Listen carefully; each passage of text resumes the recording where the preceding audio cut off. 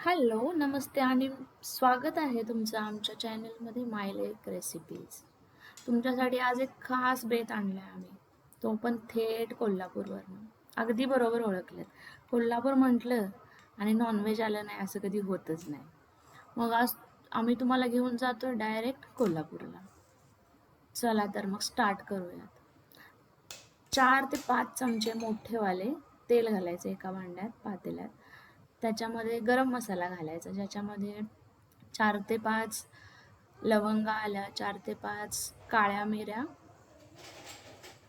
एक बदाम फूल आणि दालचिनीचे 2 तुकडे. हे घालायचं आणि अगदी तडतडलं की मग त्याच्यामध्ये आपण घालणार आहोत एक मोठा चिरलेला कांदा. कांदा अगदी बारीक चिरून घ्यायचा, कारण हा पण हे सगळं मसाला जाणार आहे रश्श्यामध्ये, त्यामुळे अगदी बारीक चिरून घ्यायचा. आणि कांदा भाजला,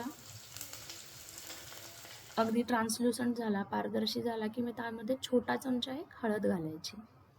हळद भाजून घ्यायची आणि लगेचच 4 चमचे आपलं कोल्हापुरी तिखट जे असतं ते घालायचं. तुम्ही दुसरा कुठलाही मसाला घालू शकता जो तुमच्या घरी वापरला जातो. अगदी काळा मसाला किंवा पुणेरी पद्धतीचा मसाला कुठलाही घालू शकता. आणि मेक शुअर की तुम्ही गॅस बारीक कराल, सो दॅट आपलं तेल जे आहे किंवा जो मसाला घातलेला आहे तो जळणार नाही. आणि ह्याच्यामध्ये आम्ही स्वच्छ धुतलेलं 1.5 किलो मटण घेतलं. 3 पाव बरोबर. 1.5 किलो मटण घालायचं आणि ते मीडियम गॅसवरती खूप छान असं भाजून घ्यायचं. अगदी 7 ते 8 मिनटं, अगदी 10 मिनटं पण तुम्ही भाजू शकता. अगदी त्याच्यातलं पूर्ण पाणी आटलं पाहिजे आणि तेल सुटलं पाहिजे.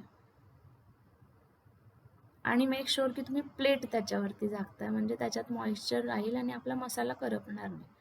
अर्धं चिकन ह्याच्यामध्ये शिजून जातं, त्यामुळे शिजायला काही जास्त वेळ लागणार नाही आपलं चिकन. आणि त्याच्यामध्ये 6 ते 7 ग्लास गरम म्हणजे आधी कडकडीत पाणी घालायचं. त्यामुळे आपल्या रश्श्याला तर्री येते, कट येतो वरती आणि छान चव येते. आता रस्सा जोपर्यंत शिजतोय तोपर्यंत जुई तुम्हाला काहीतरी सांगणार आहे, माझी लेक. ऐका. तुम्ही सगळ्यांनी आमच्या चॅनेलला सबस्क्राईब करा, लाईक करा, मित्रमैत्रिणींसोबत, तुमच्या पाहुण्यांसोबत शेअर करा. आता आपण बनवूयात त्याच्यासाठी लागणारा मसाला. सेम मसाला सुकं जे मटण आहे त्याच्यासाठी पण, चिकन आणि रश्श्यासाठी पण. 3 ते 4 मीडियम साईजचे कांदे घ्यायचे, त्याच्यामध्ये 8 ते 10 पाकळ्या किंवा एक मोठा लसूण सोलून घालायचा आणि 1 इंचभर आलं घालायचं आणि थोडंसं मीठ घालायचं, म्हणजे पटकन भाजून येतं. आणि हां, आता रस्सा शिजत आलेला आहे, चिकन शिजत आलेलं आहे, त्यामुळे आपण त्याच्यात थोडंसं पाणी वाढवून घेऊयात, कारण पाणी पूर्ण आटलं होतं. तर हा कांदा अगदी गोल्डन ब्राऊन होईपर्यंत भाजायचा. त्याच्यानंतर त्यात आपण घातले तीळ आणि किसलेलं खोबरं. तीळ 4 ते 5 चमचे घालायचं, जास्त नाही घालायचं. आणि खोबरं म्हणजे एक मोठा जर नारळ असेल त्यातला 4 भाग करून 1 भाग घालायचा, म्हणजे पाव नारळ घालायचा सुकं खोबरं. आणि एक मोठा टोमॅटो घालायचा आणि कोथिंबीर. झालं. हे सगळं मिश्रण गार करायचं आणि आता आपण मिक्सरला लावून घेऊयात. अगदी खूप छान पेस्ट करायची, जास्त पाणी नाही घालायचं याच्यामध्ये. आता सगळ्यात छान गोष्ट करायची ती म्हणजे चिकन काढून घ्यायचं रश्श्यातलं, म्हणजे आपल्याला टेस्ट करता येते. खूप वेळ वाट बघितलेली असते चिकन खायची मुलांनी. काढायचं आणि साईडला ठेवायचं. आता तो रश्श्याला उकळी, अगदी खळखळून उकळी आली पाहिजे, तेव्हाच त्याच्यामध्ये 2 चमचे हे जे वाटण केलेलं आहे ते वाटण घालायचं. उकळी येणं मस्ट आहे, उकळी आल्यानंतरच घालायचं. आणि चांगलं ढवळून घ्यायचं आणि एकदम बारीक गॅसवरती तुम्ही एक 5 ते 6 मिनटं रस्सा हा शिजवून घ्यायचा. वाटीत घेऊन टेस्ट करायचा आणि मग मीठ बरोबर आहे की नाही ते कळेल.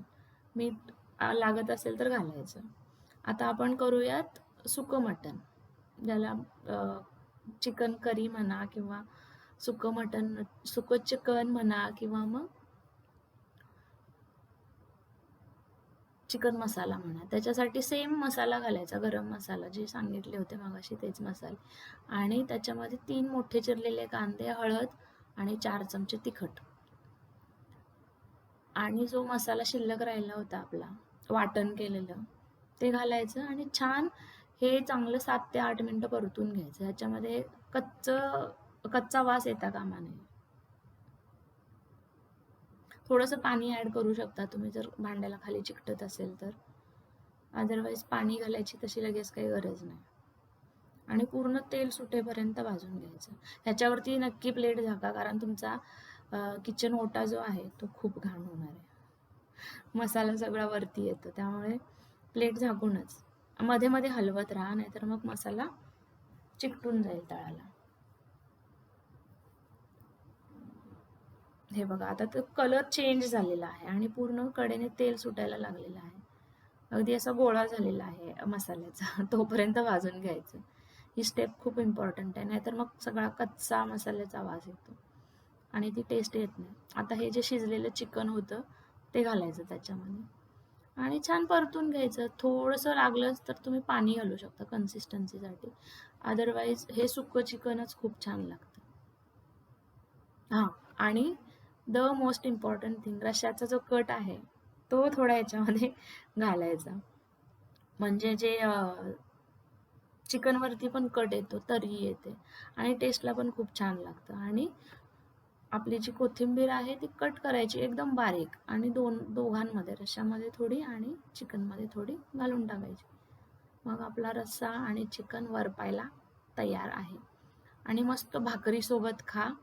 चपाती आवडत असेल तर ठीक आहे, पण भाकरीसोबत मस्त लागेल.